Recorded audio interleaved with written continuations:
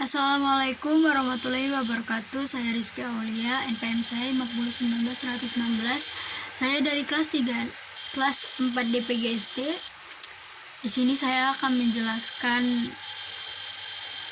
kurikulum 2013 yang relevan dengan kondisi di sekolah.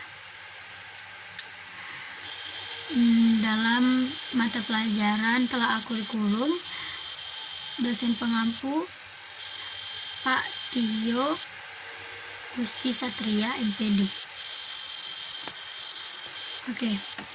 Penyusunan kurikulum 2013 pada dasarnya menitik beratkan pada penyederhanaan, tematik integratif, dan mengacu pada kurikulum 2006. Beberapa permasalahan diantaranya konten kurikulum yang masih terlalu padat. Ini ditunjukkan dengan banyaknya mata pelajaran dan banyak materi yang keluasan dan tingkat kesukarannya melampaui tingkat perkembangan usia anak. Belum sepenuhnya berbasis kompetensi sesuai dengan tuntutan fungsi dan tujuan pendidikan nasional. Kompetensi belum menggambarkan secara holistik domain sikap, keterampilan, dan pengetahuan. Beberapa kompetensi yang dibutuhkan sesuai dengan perkembangan kebutuhan atau misalnya pendidikan karakter, metodologi pembelajaran aktif, keseimbangan soft skill, dan hard skill. Kewirausahaan belum terakomodasi di dalam kurikulum. Belum peka dan tanggap terhadap perubahan sosial terjadi pada tingkat lokal, nasional, maupun global. Standar proses pembelajaran belum menggambarkan urutan pembelajaran yang rinci, sehingga membuka peluang penafsiran yang beraneka ragam dan berujung pada pembelajaran yang berpusat pada guru. Standar penilaian belum mengarahkan pada penilaian berbasis kompetensi atau proses dan hasil, dan belum secara tegas menuntut adanya remediasi secara berkala. Dan dengan KTSP memerlukan dokumen kurikulum yang lebih rinci agar tidak menimbulkan multitafsir.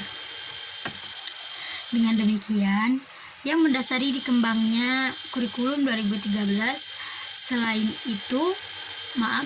untuk memberi jawaban terhadap beberapa permasalahan yang melekat pada kurikulum 2006 adalah kurikulum 2013 juga bertujuan untuk mendorong peserta didik atau siswa mampu lebih baik dalam melakukan observasi, bertanya, bernalar, dan mengomunikasikan atau mempresentasikan yang diperoleh atau diketahui setelah siswa menerima materi pembelajaran. Pengembangan kurikulum 2013 didesain agar terintegrasi sebagaimana tema yang diusungnya. Untuk mencapai tema itu dibutuhkan proses pembelajaran yang membentuk kreativitas. Itu sebabnya perlu dirumuskan kurikulum yang mengedepankan pengalaman personal melalui proses mengamati, menanya, menalar, dan mencoba atau observation based learning. Untuk meningkatkan kreativitas peserta didik seperti yang telah diuraikan. Di samping itu, perlu pembiasaan bagi peserta didik untuk bekerja dalam jejaringan melalui collaborative learning. Berbicara tentang kurikulum, berbicara tentang 4 hal, yaitu terkait dengan standar kompetensi lulusan, standar isi, standar proses, dan standar penilaian. Dengan demikian, yang pertama digarap dalam penyusunan kurikulum adalah kompetensi yang ingin dicapai. Untuk ke situ, hal yang harus dilakukan setelah kompetensi ditentukan, prosesnya harus ditentukan. Proses ini berarti metodologi atau pendekatan.